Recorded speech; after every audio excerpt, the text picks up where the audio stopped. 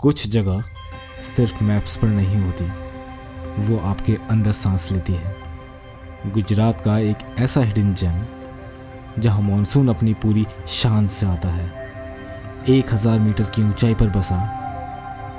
ये सिर्फ एक डेस्टिनेशन नहीं, एक एक्सपीरियंस है। यहाँ के पहाड़, यहाँ की संस्कृति और यहाँ के लोग।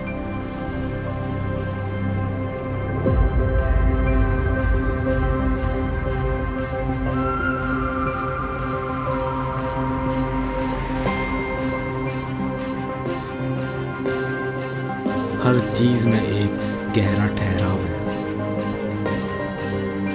तैयार हो जाइए एक ऐसे सफर के लिए जहां हर मोड़ पर एक नई खोज है और हर पल एक यादगार कहानी। Where the mountains whisper and the soul finds its rhythm. Welcome to Saputara.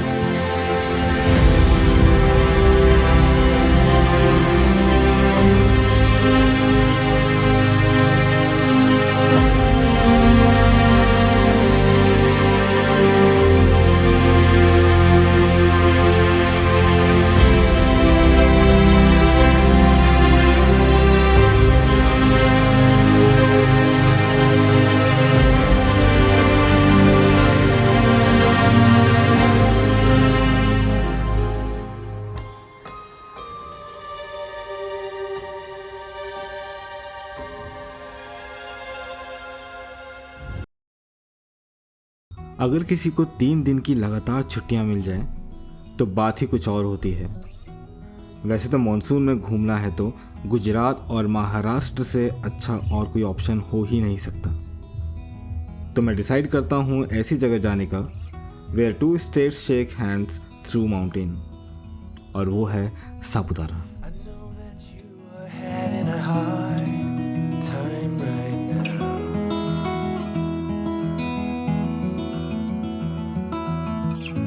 Everything seems to crumble around you.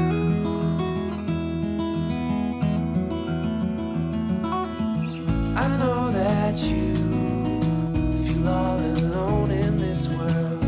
तो डेस्टिनेशन सर्च करने के बाद मैं अपनी तैयारी में लग जाता हूँ। इस सफ़र में मुझे ज्वाइन करने वाला था मेरा दोस्त अमन, पेशे से एक फ्रेश कॉर्पोरेट मजदूर। What's best for you? पर इस सफ़र की शुरुआत कुछ ऐसी हुई। ट्रिप से 2 दिन पहले बाइक में कुछ प्रॉब्लम हो गई एंड मुझे इसे गैराज ले जाना पड़ा। सर्विस कराने पर पता चला कि वायरिंग में शॉर्ट सर्किट हुआ है and the engine support frame was broken. बाबू भाई, जो 35 सालों से अपनी डीजल बुलेट का एक वर्कशॉप चलाते हैं, उन्होंने हफ्ते भर का काम सिर्फ 2 दिन में करके दे दिया और ट्रिप से 1 दिन पहले मेरी बाइक मुझे हैंड ओवर कर दी।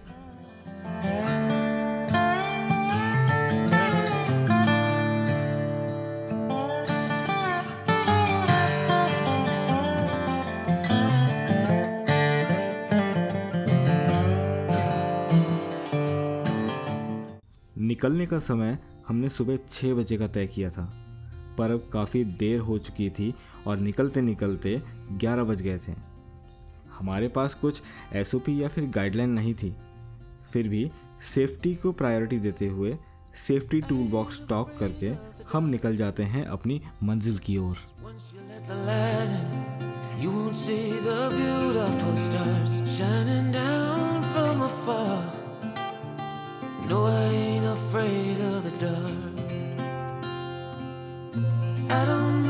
वैसे मैं बता दूं, जिस रेंज पर यह हिल स्टेशन है वो तमिलनाडु से गुजरात तक फैली हुई है, जिसे हम सह्याद्री रेंज भी बोलते हैं।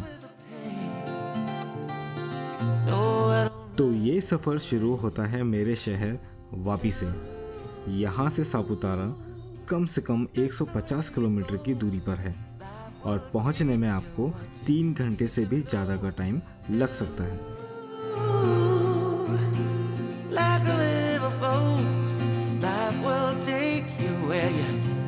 where you need to go. वहाँ के मोमेंट्स को पोस्ट करने की तैयारी चल ही रही थी कि पता चला कि मेरे एक्शन कैमरा का मेमोरी कार्ड करप्ट हो गया है। जो भी हमने कैप्चर किया सब खत्म।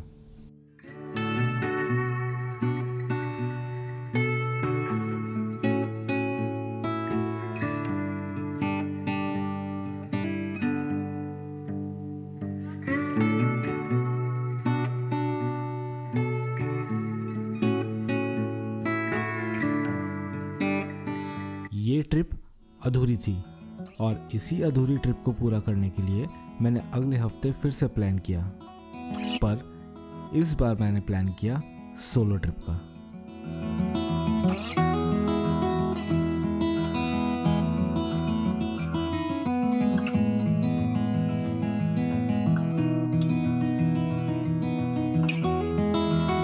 फिलहाल यहाँ पे बारिश नहीं हो रही है। जनरली ऐसा होता नहीं है। सापुतारा एक ऐसी जगह है जहाँ पे भर भर के बारिश होती है और यहाँ पे अभी फ़िलहाल कुछ नामो निशान नहीं है। तकरीबन हमको 1 घंटा और लगेगा। 1 घंटे के बाद हम पहुँचेंगे सापुतारा। तेज़ चलते वाइपर्स, भीगी सड़कें और मेरे अंदर बढ़ती हुई एक्साइटमेंट थमने का नाम ही नहीं ले रही थी। अगर आपको सफ़ेद धुंध की चादर ओढ़े पहाड़, उसी में लिपटी हुई सड़कें और आसमान से बातें करते हुए पैरासेल विंग्स दिख जाएं तो समझ जाना मंजिल पास है। हिल स्टेशन पहुंचकर सबसे पहले मुझे मिलना था अपने दोस्त गणेश से। कैसे भाई? बस ठीक है।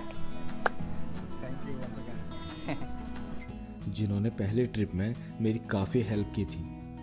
मुझे टेंट सेटअप करने के लिए एक जगह चाहिए थी क्योंकि इस सीज़न में होटल्स काफ़ी एक्सपेंसिव थे। कई जगह बात करने के बाद फाइनली अरेंजमेंट हो गया और वो भी उन्हीं के एक दोस्त के टेंट साइट पर। वेलकम ड्रिंक के रूप में बनी हुई एक कड़क चाय पीकर हम निकल पड़ते हैं कैंप साइट देखने के लिए।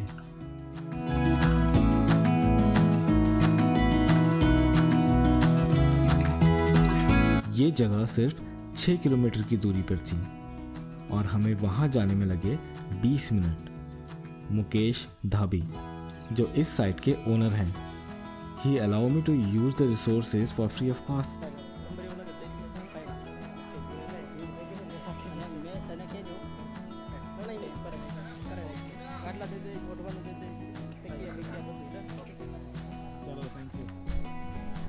फिर गुजराती थाली और छाछ एंजॉय करने के बाद हम वापस टॉप पर आ गए। रात होने में अभी काफ़ी टाइम बाकी था।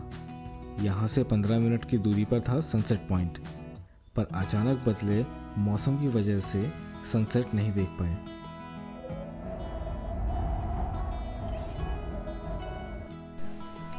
और मैं थोड़ी गेड़ी मारने के लिए निकल चुका हूँ अंदर। ये मिड पॉइंट है जहाँ पे आपका सापुतारा का पॉइंट स्टार्ट होता है और हम फिर से जा रहे हैं गणेश भाई के पास चाय पीने के लिए। उसी रात चाय की दुकान पर मुलाकात होती है कुछ अनजान लोगों से।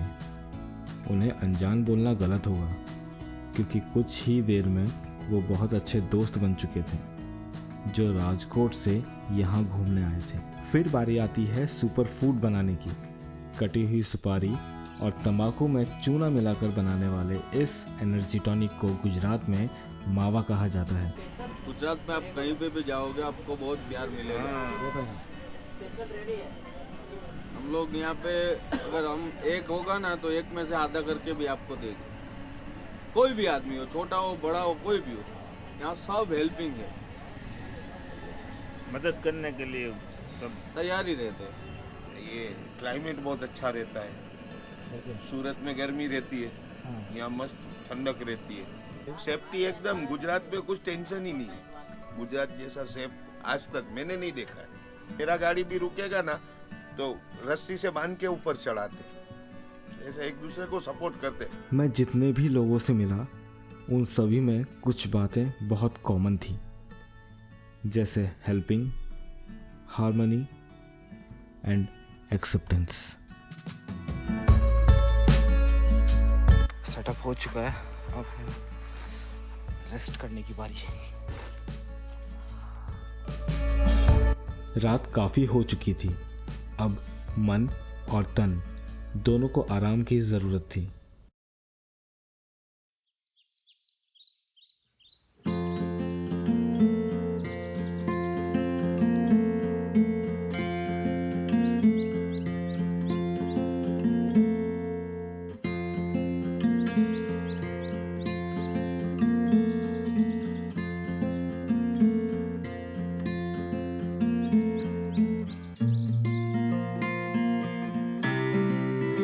अगले दिन की शुरुआत होती है कल्चरल डांस के साथ, जिसे यहाँ डांगी डांस भी कहते हैं। यहाँ की ट्राइब कम्युनिटी इसे हर बड़े ओकेशन जैसे होली, दिवाली और मॉनसून फेस्ट पर परफॉर्म करती है।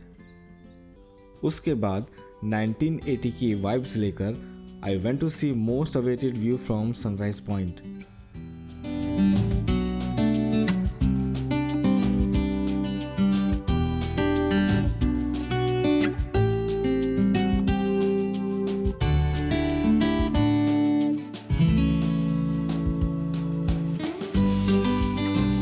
और वहाँ पहुँचने के बाद व्यूज़ कुछ ऐसे थे।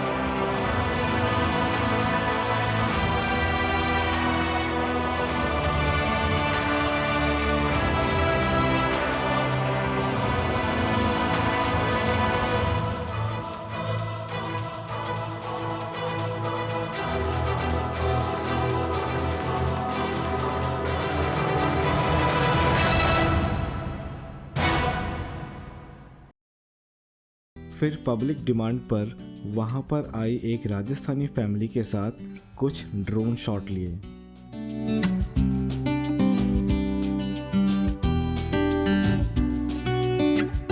और इस शॉट की कीमत चुकानी पड़ी मेरे ड्रोन को। Drone crashed.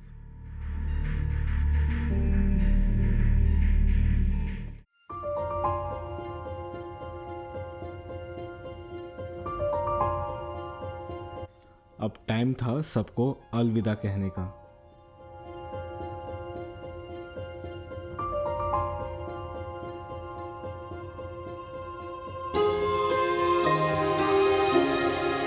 एट लास्ट एक ट्रिब्यूट उन सभी लोगों के लिए जिनकी वजह से ये ट्रिप और रोमांचक हो गई। बाबू भाई, जिन्होंने एफर्टलेस काम करते हुए हफ्तों का काम 2 दिन में किया। अमन, ये पहली लॉन्ग राइडिंग थी, but he didn't say know when I asked him for a trip. Imran, Nitesh और मनीष भाई, for sharing and setting an example of building a positive culture across the states. इनका नाम तो नहीं पता, पर पहली ट्रिप में जब हमारे पास खाने के लिए कुछ नहीं था, तब रात को इन्होंने ही खाना दिया था। इस ट्रिप के हीरो, जिसके बिना ये ट्रिप एक ऑर्डिनरी ट्रैवलिंग बनकर ही रह जाती, उसका नाम है गणेश। सोने के लिए जगह देने से लेकर अपनी फेवरेट बाइक यूज़ करने तक ही हेल्प मी अ लॉट।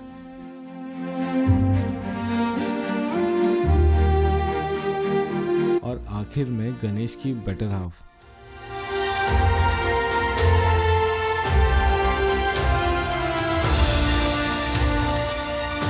जिनके हाथ की चाय और लेमन टी का टेस्ट वाज अनबीटेबल।